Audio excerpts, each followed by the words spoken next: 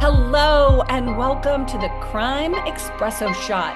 We're your hosts, Ingrid and Carrie, and we're here to bring you crime stories from around the world in hopes of raising awareness to keep you and your family safe. Now, today we're talking about the horrific New Year's massacre in New Orleans on Bourbon Street, and if there's a correlation with the Cybertruck that blew up at the Trump Towers. Now, the deliberate use of vehicles as a weapon to assault large crowds of people have been used for years, and it's becoming more increasing and common for terrorists to use this type of tactic, in part due to the ease of access of cars. Now, Ingrid, you've worked in this field with the military. You have in-depth knowledge. You're a retired U.S. Army Aviation Lieutenant Colonel. You have over 25 years of leadership and tactical experience across the U.S. Army, the Air Force, and the Department of Defense. Your in-depth experience with Homeland Security, what are your thoughts of this, Ingrid? Tell me. Well, normally on holidays, these type of things happen. I know that the FBI put out warnings, and we have to be cognizant. This is all about situational awareness. Apparently, the perpetrator went around the barricades. There were no barricades, so he was, driving his vehicle down Bourbon Street, and I think it was 3:10, 3:15 in the morning. The party is over. He found an opportune time to get in there, and it was planned, and there was slippage. We always talk about that. And for people who were out that night, I mean, I just couldn't imagine how horrible it would be. Hopefully, some people saw something coming, saw something unusual, and took cover, right? Run, hide, and fight. Because after this, he shot back at the police. So this was an active shooter situation. And unfortunately, too many people have passed away. Now the body count's up to 15. 15 people were killed as the car drove in. Did you see the video? Yes, Okay, unfortunately. so the way I analyzed that video is he was going down slowly, and then at one point he decided to turn right there. He accelerated and he killed as many people, injured as many people as possible. I heard from people say they heard the truck accelerate and then crash into the individual. Well, So and that's interesting that you say that they heard him accelerate because he was in an electric vehicle, very quiet vehicle. So I wonder what type of sounds and type of situation for people as they're in front of this electric vehicle coming out. even in an electric car, which they're very quiet. I mean, if you were to put down the gas, you'd probably hear something. Right, They heard that, right. and that what startled them. Yeah, and did you hear any correlation with an Airbnb today? Because I heard that there was a fire in an Airbnb that perhaps they were vising their bombs in the Airbnb, explosive devices that were found all around the French Quarter. Well, there's a lot of talk about all those apps. So he rented the vehicle with an app, and the vehicle was registered to someone, just like a homeowner, like someone that wants to make extra money and they rent out their vehicle. So you have that connection now. So there's a lot of things going on here. And the same thing with Airbnb, who own that home. And these people have no connection to the organization that, hates American and wants to kill us, innocent people on a holiday. And I think that is the challenge for the investigators. All Sure. the way business is conducted today can bring a lot of other people. So now they have to do the background check on that house, who owned that house. The same thing with what's going on in Texas where he lived. So you saw this morning how you told me in Houston, SWAT was at the house where he lived. Maybe that was a relative coming out, family members, but so many things are going on right now. Intelligence professionals are working 24/7. And Ingrid, we always talk about recognizing the red flag behaviors of individuals. And this is where I think we can make the most difference is if we're looking for individuals that are on the edge where we think, there are incident indicators in personalities, in relationships. We really have to go back to see something, say something, do something. And unfortunately, there were a lot of red flags with this particular individual. And also, identifying the stairway to violence. What type of grievances do people have? What type of ideation do they have? What type of planning goes into these catastrophic events? And of course, once again, the pre-attack preparation. There was a car that was rented. There was a house that was rented. Who did the suspect, did he work with other people? These are all leads that our investigators have to fully vet out and find out more if there's any more sleeper cells out in America. I mean, our borders have been wide open. How many people are inside our country that want to, do insider damage, inside the insider threat issue that we have right now? Tell us about the slippage that he's put on his social media. Can you tell us about that? Well, sure. What's really interesting, oftentimes, and this is also with active shooters, is they go and they share something about their plan with another person. And that's exactly what this person did. They went on the internet, they said that they would like to kill a number of people, and right there, that was our slippage. So if somebody saw that on the internet and knew this person or didn't even know them, if you just call the FBI and report the slippage, this piece of information that somebody is out there that wants to kill other people. That's a really vital piece of information. And I don't know if anybody did that, but the investigators did find that he did post that online.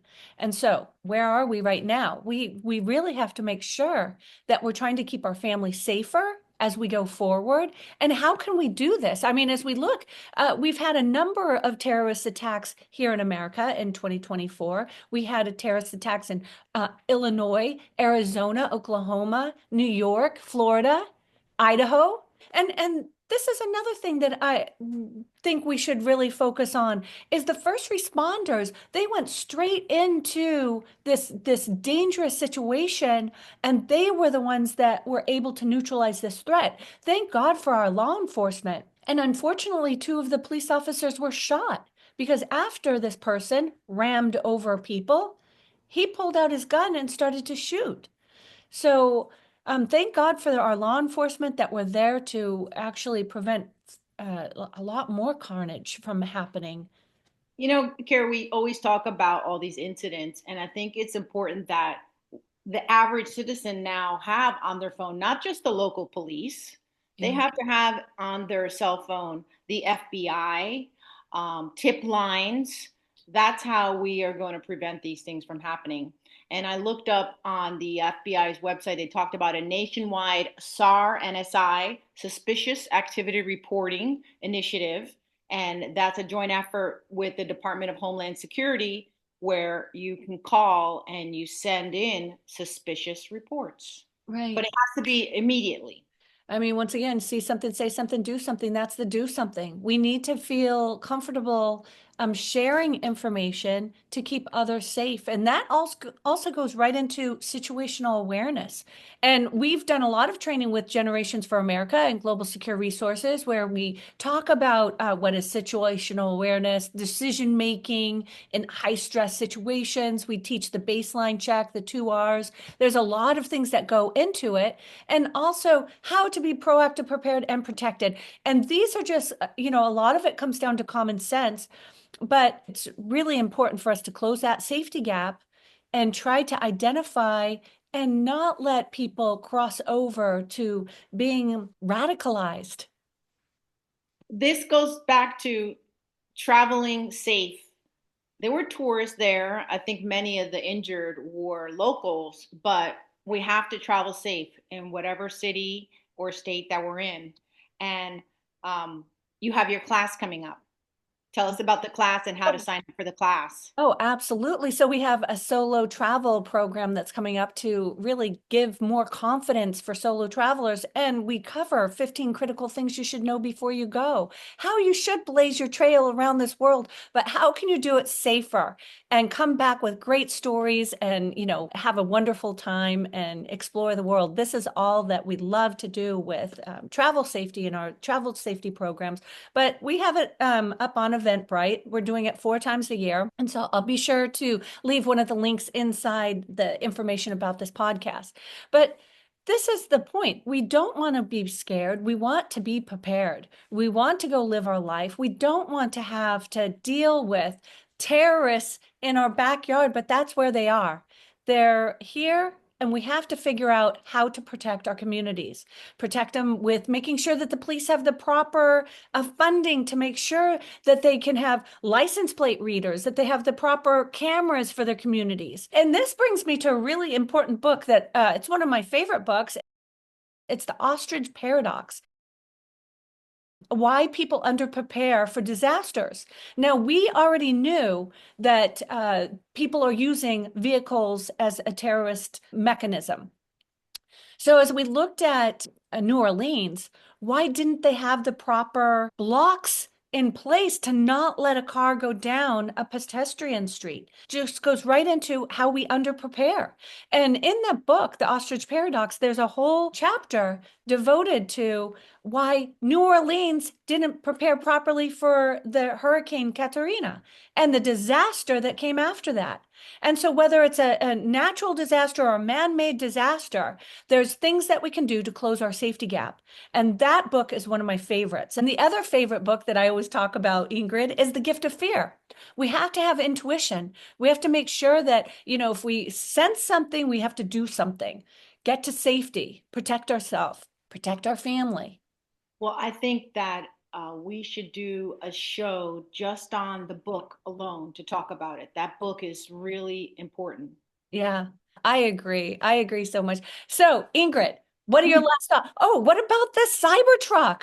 How in the world? Thank God it was in Elon Musk's Cybertruck because it ended up having the blast go through the roof and not as much damage happened. I know that was interesting. Yeah, but did you see how the blast? Yes, I saw that. I saw So that. now, do you think these are connected or separate terrorist attacks? What do I you don't know. I think time will tell. We'll know exactly. My so gut feeling is saying they're not connected, but I think that these groups love to cause terror on New Year's, on holidays, on Christmas, on days that we cherish as Americans. And that is exactly what these events do. Now people will not travel, people will stay home, and all these things impact our culture and our society. And we do have the Super Bowl that's coming up in New Orleans as well. So, once again, we don't want people to be afraid. We just want them to be prepared. We want law enforcement to have the proper tools and techniques to make sure that the communities are safer. So, we'll see how the Sugar Bowl goes today. But we can't let these terrorists win. And they win when people stay home. They win when people change their patterns of not doing what they normally would do, which is go out and celebrate with their family and friends and go out and do their normal type of activities. So we're not going to let the terrorists win. We're going to make sure that they're found, that they're prosecuted, and that we kind of cut off the ability to radicalize others. And I think, 2025, there's going to be a lot of work to be done in this area. There's a lot that has to be done. Any last words, Ingrid? Just let's talk about having our situational awareness programs and really pushing that this year. Yeah, for sure. We'll definitely be sharing more information about our situational awareness program. But that's it for today. Okay. That's our quick espresso shot. And we'll be back to bring more stories from around the world to protect you and your family as you go forward and have a happy 2025.